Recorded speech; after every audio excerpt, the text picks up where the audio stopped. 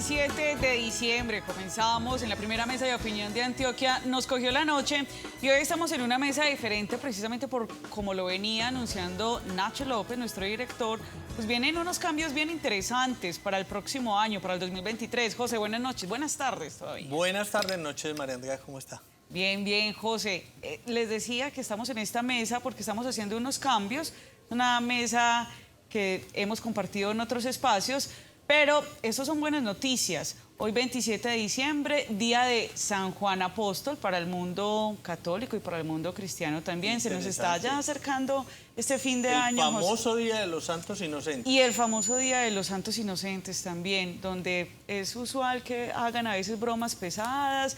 A uno le dicen que se ganó algo y uno no se lo cree, que lo llamó a alguien o que haga esta transacción, que te ganaste un viaje. ¿Le ha pasado algo así, José, un día de los inocentes? Sí, me ha pasado. Sí, claro, obviamente cuando era más joven, ya no tanto. Sí, ya uno no cae tan fácil, ¿cierto? Bueno, vamos a iniciar este primer bloque. Hoy vamos a hablar de un tema interesante con una persona bien experimentada que también hace parte de nuestro equipo. Ustedes lo han escuchado en Cátedra Abierta y es Robert NG. En un momento estará con nosotros. Pero, José, es importante comenzar hablando de algo interesante y es que en el gobierno del presidente Gustavo Petro se había anunciado incluso durante su campaña que aquellas personas que tenían crédito con el ICETEX pues iban a tratar de negociarlo para bajarle los intereses o que incluso no pagaran los intereses porque el ICETEX se había convertido como en un banco. Sí, señora, y mire, y se ha entregado el balance al finalizar el año. Recordemos, la última jornada se realizó entre el 12 y el 23 de diciembre. Ya se había realizado otra desde que inició este gobierno, en los meses de septiembre, octubre y noviembre. En lo corrido del año han logrado ponerse al día y llegar a acuerdos y solucionar su situación educativa. Cerca de 30.000 jóvenes, concretamente 28.970 jóvenes se han beneficiado. En la jornada que se realizó entre el 12 y 23 de este mes se pusieron de acuerdo más de 8.750 jóvenes. Con estos acuerdos se logra condonar una cifra cercana a los 4.000 millones de pesos. Son muy buenas noticias, vuelvo y le repito, porque son casi 30.000 estudiantes y que logran ponerse y ver un horizonte más despejado con miras a esa duda que tienen con el instituto que financia la educación superior, el ICETEX. Y eso también va a motivar, José, que las personas puedan acudir con confianza al ICETEX para que puedan acceder a nuevos créditos. Lo que pasa es que, como viene el tema en el año 2023, pues también se pone un poquito complicado. No, y todo hay que decirlo, es un gobierno de cambio y en ese aspecto se está presentando un cambio para bien y una solución para muchas personas. José, pero ¿este cambio viene a partir de los que vayan a hacer crédito en este momento o personas que venían cuánto tiempo atrás? ¿El ICETEX ha sido claro de pronto con eso? No, es para las personas que tienen créditos y estaban en mora. Perfecto. Entonces, nada menos la solución es en intereses en mora e intereses corrientes para aquellas personas que están colgadas. Vuelvo y le repito, una muy buena noticia, es para aquellas personas, no para quienes apenas están accediendo o aspiran a acceder a este tipo de créditos. Por donde no hay una buena noticia, José, es lo que está pasando con el sindicato de los empleados de la fábrica de licores de Antioquia. Les voy a contar la siguiente noticia gracias a Coordinadora, que apoya a los emprendedores. Con el patrocinio de Coordinadora, que apoya los grandes negocios en Colombia, presenta Negocios Net. La semana pasada habíamos tenido en esta mesa de opinión al presidente del sindicato de la fábrica de licores de Antioquia, el señor Mauricio Restrepo, quien nos estaba haciendo una ilustración de qué es lo que está pasando en la FLA. Vamos a hacer un recuento bastante rápido. Desde el 2 de noviembre hasta el 17 de diciembre, el Sindicato de Trabajadores empezó una negociación con la empresa para poder reevaluar lo que es la convención que firmaron en el año 2020. Esta convención fue dado al cambio que tuvo la empresa y por eso, pues, cada 2 años ellos tienen la potestad de los empleados de demandar esa convención para poder mejorar las condiciones laborales de sus empleados. Hay que decir que en la fábrica de licores de Antioquia hay 3 sindicatos de trabajadores, pero el más grande es Intraecólicas, que está aglomerando a 178 empleados. Luego de sentarse a negociar, pues no se llegó a un consenso, por eso la semana pasada se hizo una votación y los empleados eligieron salir a la huelga. Antes de decretar la hora cero para la huelga, nuevamente se sentaron con un nuevo pliego de peticiones, a lo que la fábrica de licores de Antioquia no accedió Y por eso los empleados dijeron que a partir de hoy martes a las 11:59 de la noche será la hora cero. Es decir, que desde mañana los empleados se tomarán las 3 porterías de la fábrica de licores de Antioquia, van a parar todas sus operaciones y esto, José, pues por supuesto indica unas grandes pérdidas también para la empresa. Pero ¿qué es lo que están pidiendo? Eso es lo que nos dijo el presidente de Sintrabecólicas para Antioquia. Nosotros instalaremos acá nuestra gente, vamos a tomar las 3 porterías de la fábrica de licores de Antioquia, el cese de actividades es del 100% de los empleados, no va a quedar nadie acá, nadie va a estar trabajando. Nuestros 3 puntos fundamentales son la estabilidad laboral absoluta. Obviamente ellos han sido enfáticos en que no nos la dan, entonces trasladamos a la tabla de indemnización. Queremos que esta tabla sea una tabla digna, por si llegan a despedir a nuestros trabajadores, el trabajador se vaya con un recurso económico importante a su casa. También estamos parados en el aumento del salario. Nosotros empezamos con un tope de 3 puntos por encima del 16%. Hemos bajado hasta el 16.75 y sin embargo ellos no quieren negociar este 1.75, sino que ellos se paran en 0.7. Mire, lo que ha dicho también José, antes de darle la palabra al señor Javier Ignacio Hurtado, que es el gerente de la fábrica de licores. Lo que ha dicho es, frente a estos puntos de negociación, dijo el gerente esta mañana que lo que ofreció la empresa para aumentarles el salario es el 16.7%. Recordemos que el aumento del salario mínimo es del 16%, lo que está ofreciendo la fábrica de licores de Antioquia es un 0.7 por encima de lo que está reglamentado, pero ¿qué es lo que está pidiendo el sindicato? Que no se les aumente este 16.7, sino que se les aumente a un 17.75%. O sea, están pegados de un 1%. Exacto, están pegados de un 1%. Ahora bien, pero ese 1%, ¿qué quiere decir? También nos explicaban que en la tabla salarial o la comparación salarial para la industria de licores, la FLA es la que menos está ganando sus empleados comparado con las demás industrias en el país, siendo la FLA una de la compañía, yo diría, José, más grande de licores para el país.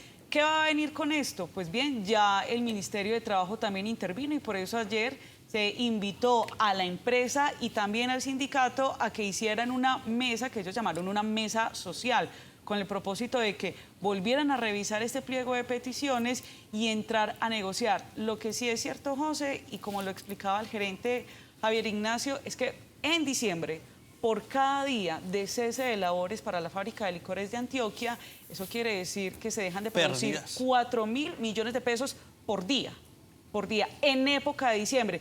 Pero también hay algo que decir, y es que decía el gerente que tienen reservas de licor hasta Semana Santa.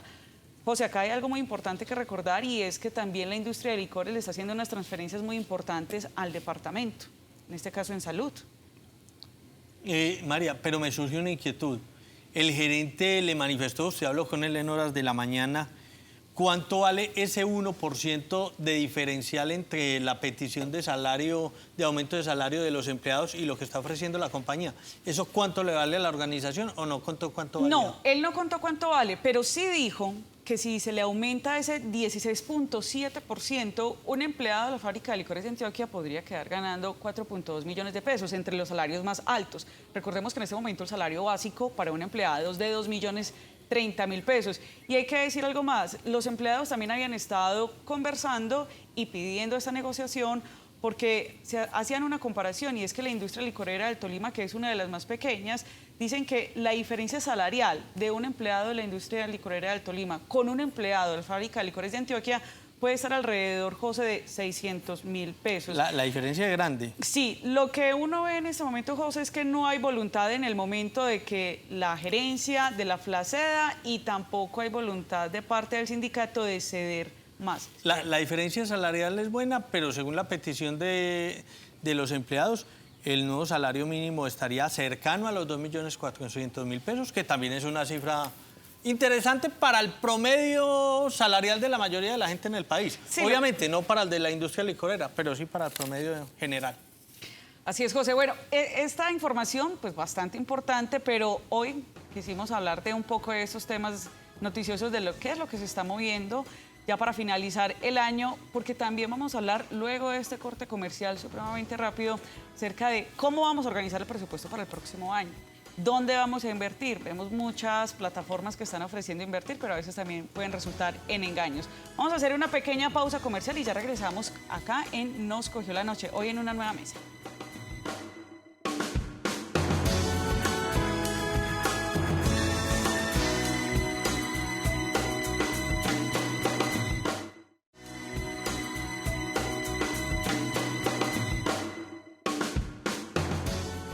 La semana pasada les estábamos hablando acerca de la ausencia de sangre en los bancos de Medellín y por eso les traemos esta invitación especial, y es que en estas festividades el mejor regalo que puedes dar es donar sangre y plaquetas.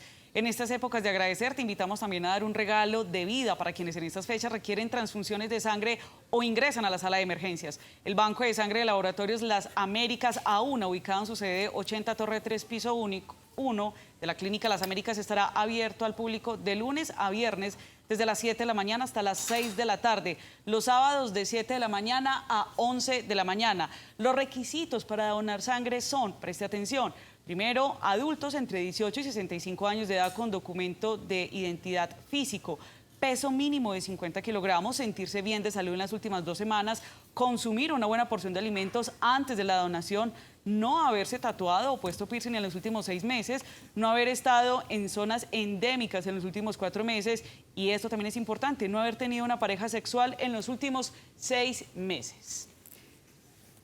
Ese es el mejor regalo, que usted vaya y done sangre. Robert NG, nuestro profesor de Cátedra Abierta, gracias por estar en Nos Cogió la Noche. Ya estamos finalizando el año. ¿Cómo le fue a usted en las finanzas? María Andrea, qué gusto estar con ustedes acompañándolos de nuevo. Pues en este 2022, así como se presentan una serie de riesgos y situaciones complejas, pues aprovechando diferentes oportunidades. Aprovechando las diferentes oportunidades. ¿Y qué oportunidades hay para de eso este nos va a hablar 2023? usted hoy, para ver qué aprovechamos para el 2023. Bueno, señores, este 2022 que ha sido supremamente complejo en materia económica ha traído una serie de oportunidades de las mismas dificultades que ha tenido. Todos sabemos que Colombia viene atravesando, bueno, y no solamente Colombia, el mundo viene atravesando realmente una espiral inflacionaria en donde, en el caso colombiano, realmente estamos teniendo la inflación más alta que no veíamos desde por allá, hace más o menos 23 años.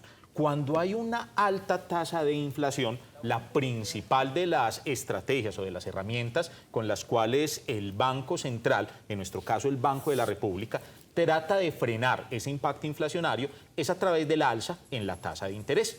Esa tasa de interés es la que conocemos usualmente como la tasa de interés de la política monetaria. Esa tasa de interés de la política monetaria, el año pasado, precisamente en el 2021, la llegamos a tener en el nivel más bajo de nuestra historia, 1.75% efectivo anual. Y este año, 2022, con la espiral inflacionaria que tenemos, la tasa de interés ha llegado al 12%. Es decir, llevamos 8 alzas consecutivas de la tasa de interés por parte del Banco de la República. Esa tasa de interés de la política monetaria se traslada alrededor de algo que llamamos nosotros un efecto de transmisión y afecta tanto las tasas pasivas como las tasas activas. Es decir, afecta las tasas de interés que ofrecen las instituciones financieras. Voy a poner un ejemplo bien sencillo. Por ejemplo, en los CDTs, en los certificados de depósito a término fijo. Hoy estamos teniendo en el mercado CDTs que están pagando efectivo anual incluso el 16%.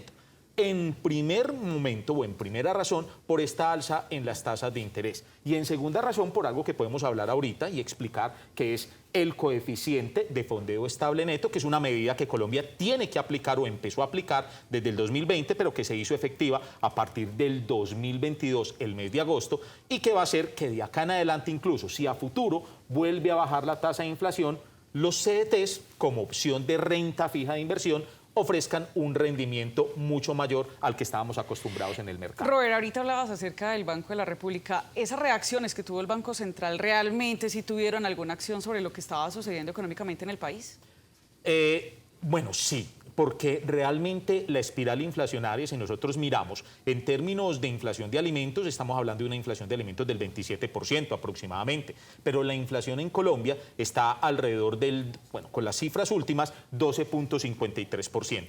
Es más, cuando el dólar se empezó a pegar la disparada, que estuvo por encima de los 5.000 pesos el dólar, En gran razón fue porque por allá en la junta directiva del mes de octubre, todo el mundo estaba esperando, todos los analistas estábamos esperando que el Banco de la República aumentara la tasa de interés de intervención al menos al 11.5 y la aumentó al 11%.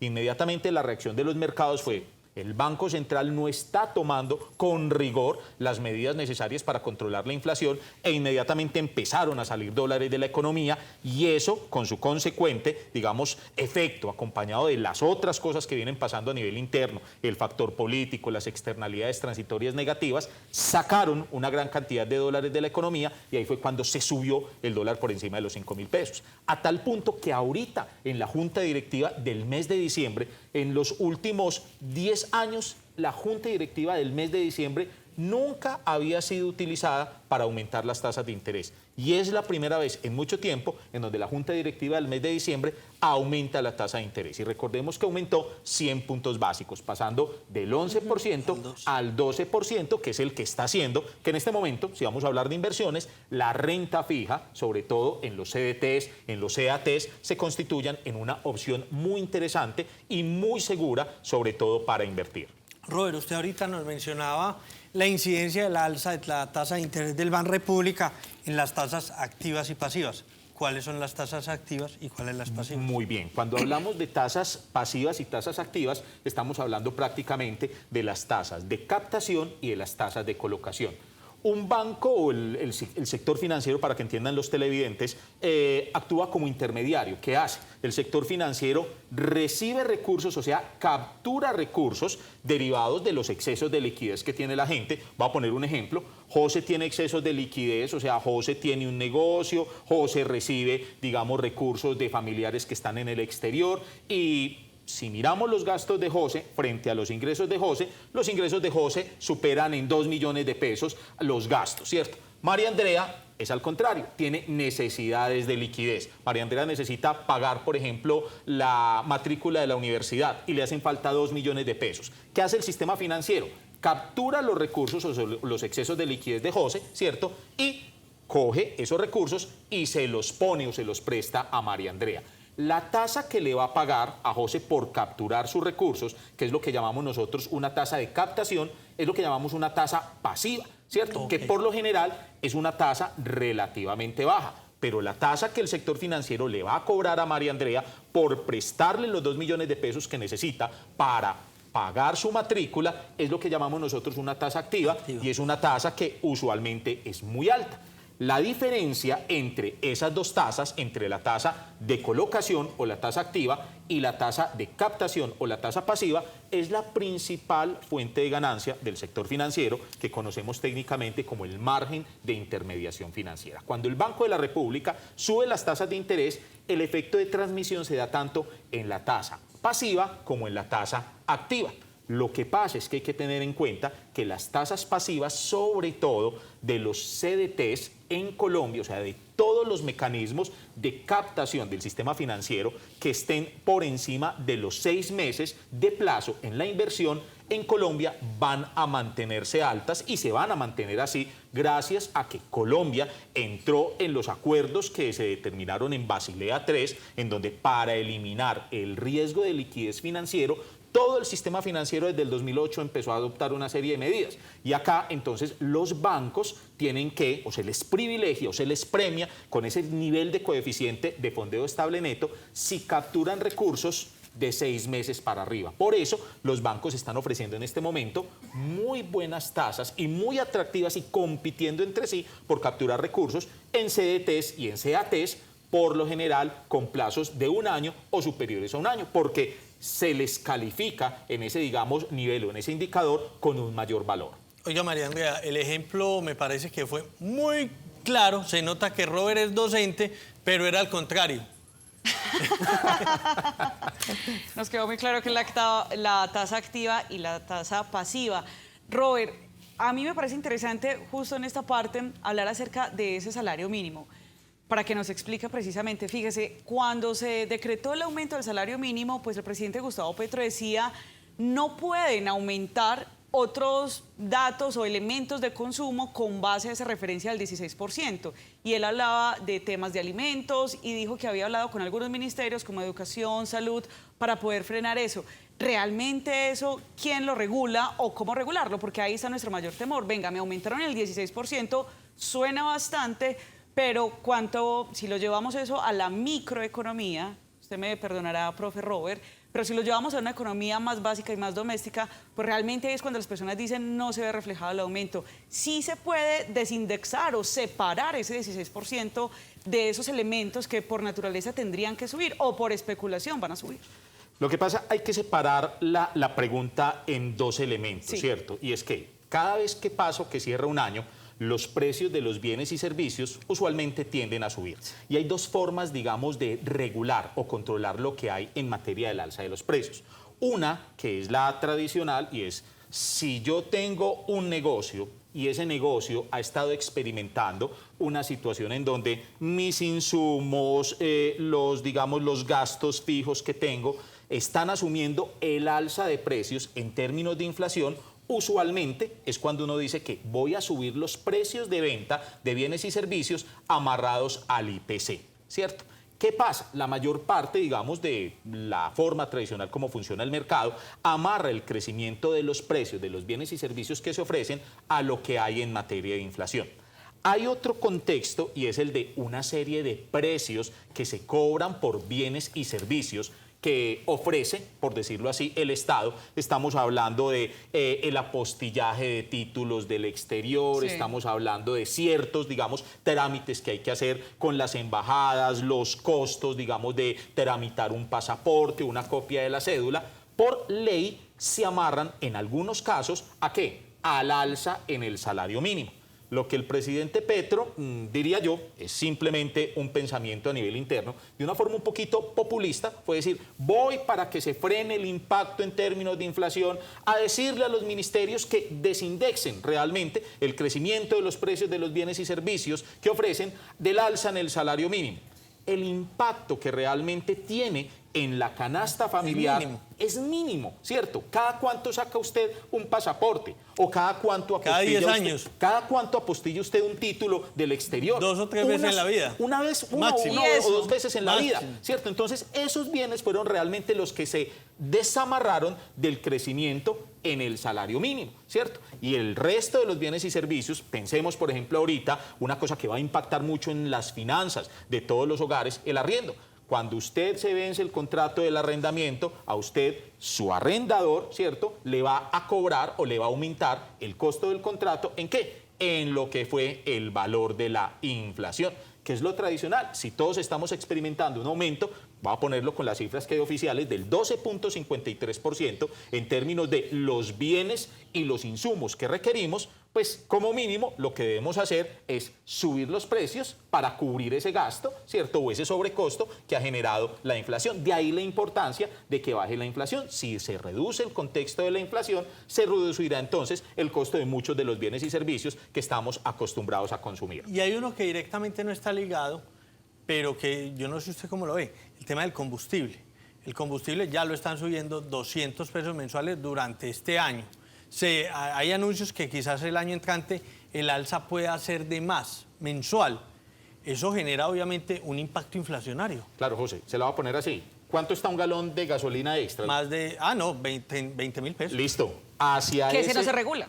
Que ese no se regula. A eso voy. Hacia ese valor, exactamente en un año, o sea, a finales del 2023, en lo que esté costando el galón de gasolina extra, es en el que estará el galón de gasolina corriente. ¿Por qué? Porque en Colombia, desde hace mucho tiempo, nosotros hablamos de algo y es el Fondo de Estabilización de Precios al Combustible, que ahorita, después de corte, podemos seguir ampliándolo, y es el de subsidiar el valor del combustible dependiendo de las intransigencias que haya en el mercado internacional. Para en el caso en el cual los precios del combustible y del petróleo están muy altos en el mundo, eso no impactará las finanzas personales de quienes nos movilizamos o quienes necesitamos ese tipo de combustible. Pero cuando el precio del combustible está bajo, igual en Colombia se mantenía ese precio. Hay que recordar que el gobierno de Gustavo Petro eliminó, ¿cierto?, y lo prometió en campaña, eliminó la financiación al Fondo de Estabilización de Precios al Combustible, con lo cual en el corto plazo, estamos hablando a lo largo del 2023, el costo de la gasolina extra va a quedar exactamente igual al costo de la gasolina corriente, como muy bien lo dices, José, con el impacto en términos de inflación. Entonces, de nada sirven unas medidas que se están tomando por cierto lado. Sí, hablemos, eso no solamente va a impactar el bolsillo de quien tiene una moto, un vehículo, el transporte público, el transporte de mercancías, absolutamente toda la cadena productiva va a experimentar alzas cuando suba el precio del combustible. Eso La no va a ser papa que solamente para el vamos, que tenga la carro. papa que vamos a comprar todos los días, ahí va a estar ese valor del aumento de la gasolina. Usted toca ahorita un concepto importante, las finanzas personales, Robert. Vamos a hacer una pausa comercial y ahorita usted nos va a ayudar a mirar cómo podemos hacer un presupuesto de dónde nos vamos a tener que recortar para el próximo año. Ya regresamos.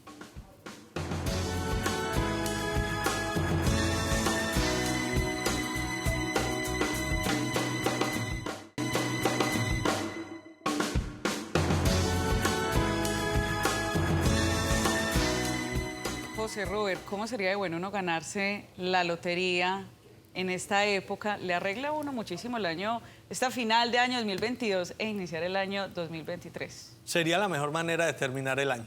Compren la Lotería de Medellín. Juega el viernes, pero recuerde que usted la puede comprar también hoy. Enseguida le vamos a hacer una pregunta a Robert con el patrocinio de la Lotería de Medellín. Esta sección es patrocinada por la Lotería de Medellín. Juega todos los viernes. ¿Qué significa apostar legal? Apostar legal es tener la certeza de que puedes cobrar tus premios y cumplir todos tus sueños. Apuesta en puntos autorizados. Apuesta legal por la salud. Lotería de Medellín. Esta sección es patrocinada por la Lotería de Medellín. Juega todos los viernes. Robert, uno coge papel y lápiz y uno no ve por dónde recortar gastos. Todo le hace falta, aparentemente, José. Le hace falta el internet para la casa, le puede hacer falta los pasajes, lo que tengo que coger para comprarme una gaseosa, un jugo. María, si me permite, dice para Sí. dónde va. Para culminar el tema que estábamos tocando, ¿no habría sido algo mejor, una decisión más inteligente del gobierno Petro, haberse apretado más en el tema de la energía que tanto impacta a los bolsillos para tratar de controlar la inflación? Claro, y no solamente eso, sino que es que hay otras formas realmente de impactar en lo que es el gasto público y el impacto que esto genera, sobre todo en términos de precios. Hay que considerar, y yo apoyo sobre todo, y me parece muy interesante, lo que hablamos de la creación de un Ministerio de la Equidad, que el Ministerio de la Paz, que los gestores, sí, pero hay que entender realmente cuándo es el momento. Hay que entender también cuál es el momento realmente de aplicar una reforma tributaria. No podemos pensar que una reforma tributaria que sobre el papel, ahorita que vamos a hablar de eso, traza un presupuesto en donde se supone que van a aumentar en casi 20 billones de pesos el recaudo adicional por año. No es lo mismo pensar en una reforma tributaria que en papel piensa recaudar 20 billones de pesos en una época en la cual Colombia crece al 10.7%, a un año, ¿cierto?, en donde va a empezar a aplicarse la reforma, que es el año 2023, en donde el crecimiento de la economía, el mismo gobierno lo proyecta, máximo va a ser el 1.8%.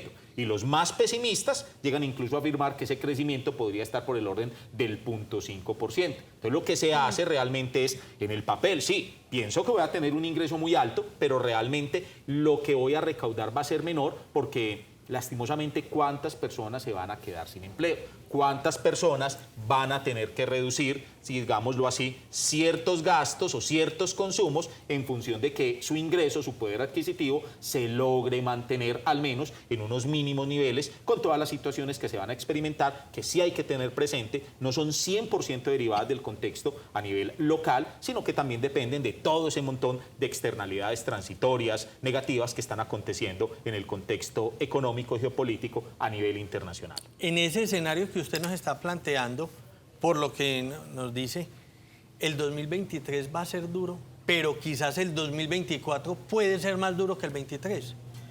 Hablar de 2024 nos remite ya a unas proyecciones que podríamos considerar de mediano largo plazo. Realmente necesitaríamos mucha más información desde el punto de vista incluso econométrico, estadístico, para poder afirmar ciertas situaciones. Yo lo que me baso o lo que podría decir es esto.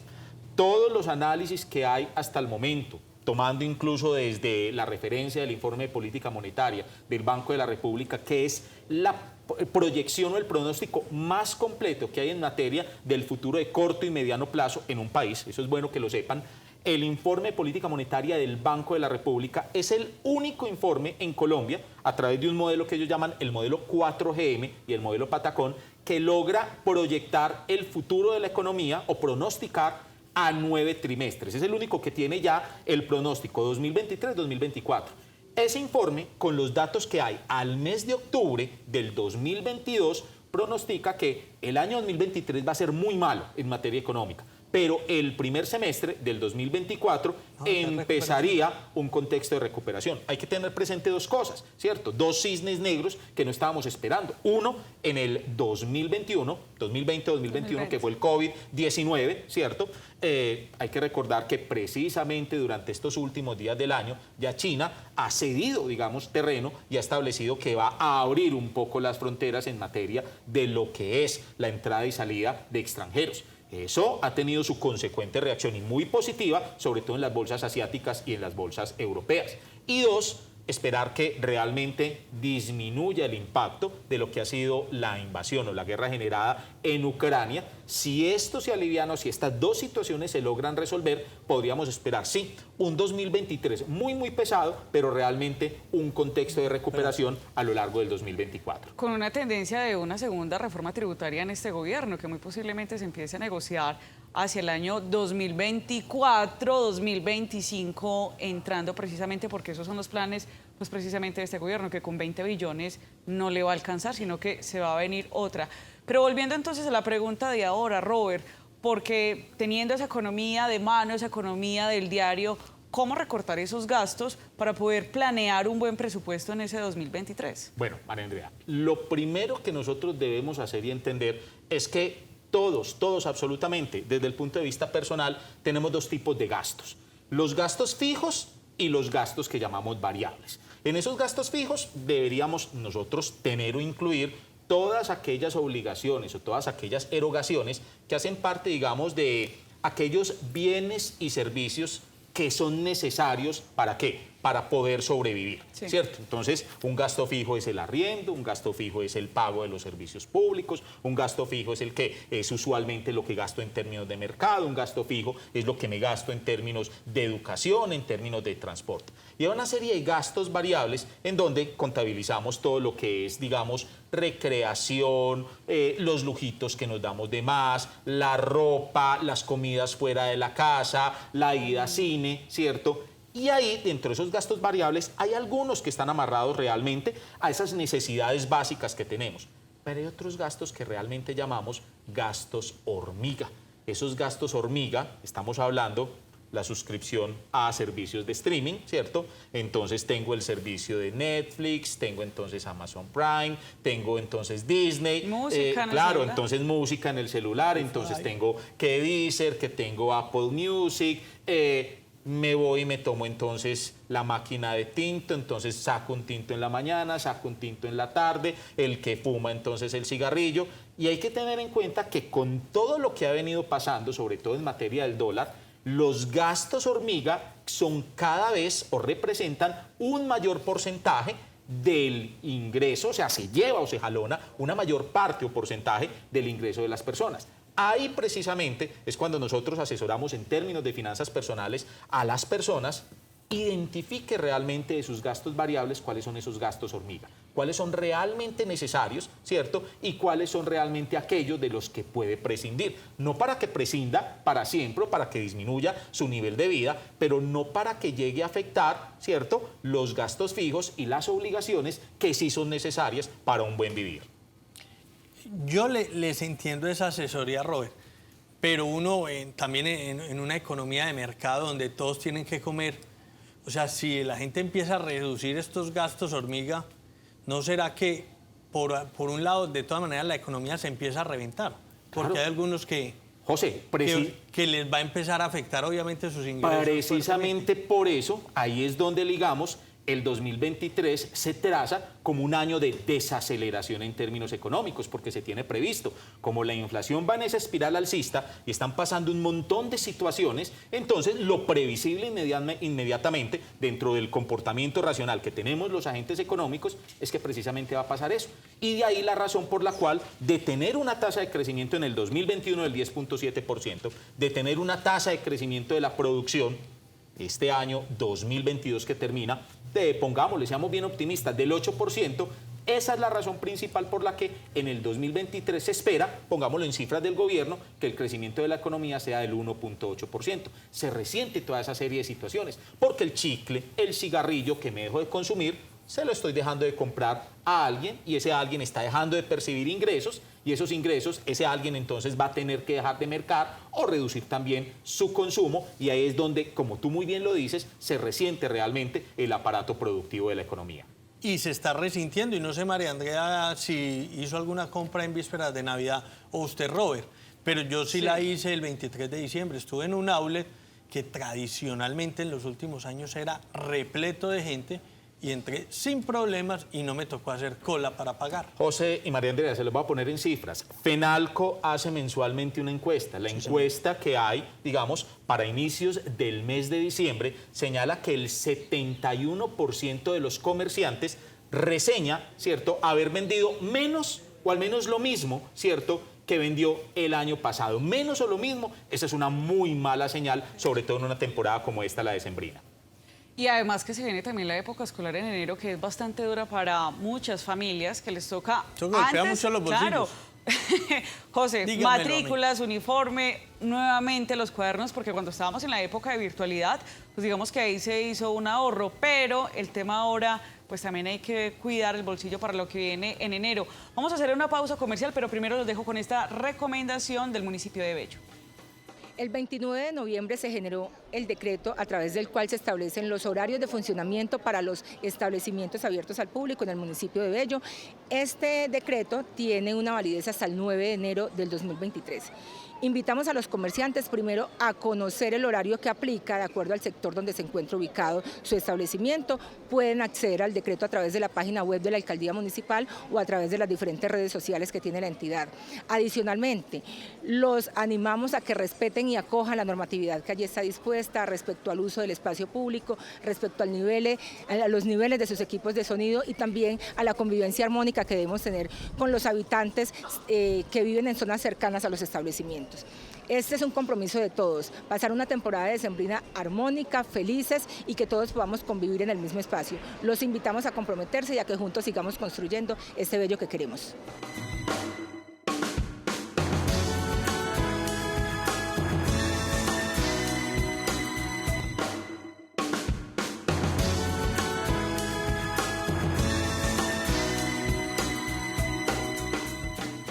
Yo pienso que otra de las preocupaciones también es el tema del empleo y uno busca dónde invertir. Y todo este año, bueno, y hace mucho tiempo atrás, nos han ofrecido, a mí me han ofrecido, Robert, invertir en plataformas. Pero también hay un riesgo y es que uno dice que realmente es una buena plataforma para inversión no a riesgo y que es lo que conocemos comúnmente como una pirámide. Y hay muchísimas. Porque es que muchas se han camuflado en plataforma y terminan siendo pirámides. De pirámides, esquemas piramidales que incluso hay que fijarse, ofrecen muy buena rentabilidad, pero son ilegales. O sea, están capturando recursos de manera ilegal, ¿cierto? Un datico para tenerlo así presente, ¿cierto? En términos de inversión. En el año 2022, con todo lo que hemos hablado en materia de tasas de interés, ¿cierto? El recaudo en términos de inversiones alrededor de CDTs pasó del 2021 de 841.000 millones de pesos ¿a qué? A 3.4 billones de pesos. Eso es un crecimiento casi del 300%. Voy a esto. El recaudo, la plata que han capturado, los dineros que se han capturado a través de recaudo electrónico en diferentes plataformas de inversión, incluidas las que pueden operar como esquemas piramidales, como las que no, ha crecido también, no en el mismo tamaño, ¿cierto? No hay 3.41 billones de pesos en recaudo electrónico en plataformas, pero se ha tenido un crecimiento entre el 2021 y el 2022 del 300%, superando incluso el dinero, el aumento tradicional en cuentas de ahorro. ¿Esto qué quiere decir? Que cada vez es mayor el impacto que están teniendo estas nuevas aplicaciones, estas nuevas tecnologías en el consumidor tradicional y en donde en muchas ocasiones cualquier exceso de liquidez se está saltando al sector financiero y se está yendo directamente a este tipo de negocios. Unos muy buenos, ¿cierto? Si puedo decir nombres, hay aplicaciones, bueno, en donde usted desde 100.000 pesos usted puede empezar a invertir ¿en qué? En el mercado de capitales. Hay aplicaciones como Tiva o como Tri, por ejemplo, que abrieron o democratizaron realmente el mercado de capitales. Antes, usted para invertir en el mercado de capitales necesitaba una suma grande de dinero, tenía que asumir unos costos muy altos de transacción, pagándole altas comisiones al comisionista o a la firma comisionista. A través de estas aplicaciones, usted de 100.000 pesos puede hacer inversiones en bolsa, lo asesoran y la comisión es muy baja. Entonces, quien es gomoso de este cuento empieza a saltarse el guardar o depositar sus recursos en el sistema financiero y los empieza a dinamizar a través de este tipo de plataformas. Robert, hagamos un paralelo ahí con dos elementos que usted menciona. Los CDT, lo que han crecido, pero también estas plataformas. A mí vienen y me ofrecen, mire, invierta en esta plataforma, pero tiene que invertir en dólares. Luego el CDT no tendría que hacerlo en dólares. Para una persona que en este momento está como que, bueno, ¿en dónde invierto? Porque me sobró este dinero, me sobró 1 millón, me sobró 500.000... Y que en muchos lo casos tengo desconocen. reservado. Exacto.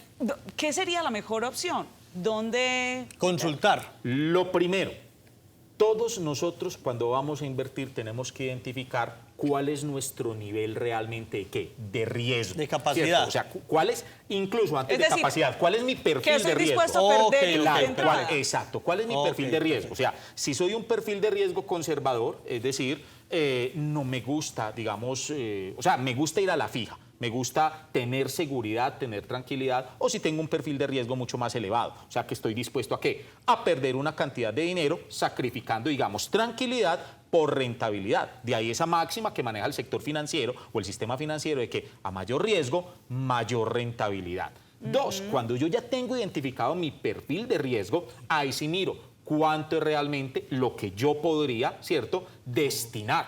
Hay una regla muy básica y es el 70-20-10, ¿cierto? ¿Qué es ese 70-20-10? 70% de nuestros ingresos deberían ir destinados a cubrir nuestras obligaciones, entre gastos fijos y entre gastos variables. El 20% de nuestros ingresos debería ser destinado ¿al qué? Al ahorro. Cuando hablo del ahorro no es a la inversión, al ahorro, a cubrir cualquier inconsistencia de futuro o de ingresos, perdón, en el futuro. Y el 10%, ¿cierto?, que quedaría libre, que podría utilizar o para esos gustos, esos antojitos, o como se dice vulgarmente, ¿para qué? Para arriesgarlos, para invertirlos. Entonces, siempre un perfil de riesgo conservador va a sonar, digamos, un poquito radical, como lo voy a decir, pero en lo que menos invierte es en el dólar. O sea, nosotros a veces los economistas y los que trabajamos en esto, jugamos a la bola de cristal y nos atrevemos. A mí me da mucha risa cuando ustedes o cuando hablamos acá de cuánto va a ser el precio del dólar, porque quien realmente sabe puede decir, no, este tipo es un charlatán, porque es que el dólar puede subir, puede bajar o puede mantenerse quieto. Realmente bajo el sistema de tipo de cambio que tenemos, no sabemos realmente qué es lo que va a pasar. Lo que hacemos es tratar de anticiparnos. Entonces, eso mismo pasa en términos de inversión.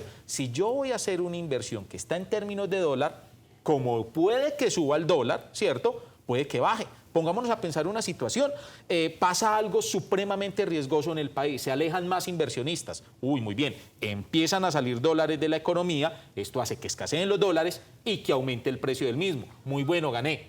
Pongámonos a pensar, con todo el debate que hay alrededor de la suspensión de los contratos de exploración de petróleo por parte de este gobierno, pero llegamos y mañana se filtra la noticia de que Colombia ha descubierto un pozo con dimensiones semejantes a Cusiana, el pozo más grande de petróleo que hemos tenido desde 1997. Estoy seguro que al gobierno se le olvida, ¿cierto?, y esa dimensión o ese pozo inmediatamente abre ¿qué? Abre una licitación para explotarlo. ¿Qué va a hacer eso? Va a traer una gran cantidad de inversión, ¿cierto? Va a traer una gran cantidad de dólares y el dólar que iba para arriba, afectando positivamente a quienes invirtieron en ese sentido, se podría venir para abajo. Entonces, invertir siempre en algo que tenga que ver con divisas es para un perfil de riesgo, un perfil demasiado, digamos, arriesgado, amante al riesgo, amante, digamos, a esa adrenalina que genera. Es una montaña rusa. Es una montaña rusa de emociones. Por eso, la inversión más tradicional y más segura es un CDT. ¿Cuándo va a quebrar uno invirtiendo en un CDT? En este momento, si el banco se quiebra, que es supremamente complejo. Hay unos tiempos, Robert, que pueden ser los preferidos para poder invertir, no sé, 6 meses, 1 año, generalmente le dicen a uno 1 año. Sí, usualmente le dicen 1 año, pero, por ejemplo, no solamente en este tipo, sino en acciones, en los CAT, que son contratos a término, que es muy parecido al CDT, existe el mercado, digamos, de segunda mesa, en donde usted puede redescontar. La gente cree que si yo tengo un CDT y lo saqué 1 año, entonces yo tengo que quedarme 1 año con el título y tengo un problema de liquidez, tengo que pagar la matrícula de mi hijo y me quedé sin plata, no voy a poder hacer nada. Ese CDT se puede redescontar, o sea, se puede vender en el mercado secundario. Obviamente, te van a redescontar, ¿cierto? Te van a redescontar un valor en función a la inflación, en función a la rentabilidad que se deja de asumir, pero es inmediatamente convertible o materializable en el mercado secundario de dinero. Y así con muchas otras inversiones. En esa medida han quedado bastante claras cuáles son las posturas que debemos tener a partir de este 1 de enero. Lo cierto es que lo que viene en el 2023 sí va a estar complejo, es un año de retos, pero que estos retos, pues esperaría uno, como también lo ha dicho el presidente Gustavo Petro, que no se ha tomado una decisión definitiva desde el Ministerio de Minas y Energía sobre qué es lo que va a pasar. Es decir, se ha hablado, pero decisiones en firme todavía no hay. Porque es que lo otro es que están diciendo, bueno, cambiemos de la industria minera a la industria turística, pero es un tema pues que no se puede dar un brinco de 180 grados. No, y entendiendo que sí, vamos a reemplazar, yo sería feliz con los 12 millones de turistas que quiere el gobierno Petro. Se nos van a subir los tiquetes aéreos entre un 30 o un 40%. Acaban las exenciones tributarias para el sector hotelero. Entonces, hay que ser muy coherente y muy realista con las situaciones. Robert NG, de Cátedra Abierta, pues primero desearle un feliz año, agradecerle también por acompañarnos durante este año 2022 en la primera mesa de opinión de Antioquia. Todos sus consejos, créame que nosotros los vamos anotando y esto último que nos acaba de decir aún más, José. Sí, Robert, no, el agradecimiento. Y Dios mediante nos vemos el año entrante. Y recuérdeme el nombre de las plataformas. TIVA y TRI. TIVA y TRI. Ok. TIVA y TRI. Búsquenlas. Sin embargo, yo le voy a hacer caso con el tema del CDT. A ustedes, muchísimas gracias por estar acá. Su perfil conservador, mi perfil... Arriesgado. Arriesgado. Gracias por estar en la primera mesa de opinión de Antioquia. Nos cogió la noche. Nos vemos. Recuerden, mañana tenemos otra cita. No es una inocentada, es real. Nos vemos mañana. Y nos quedamos con un mensaje de Mallorca. Gracias, José.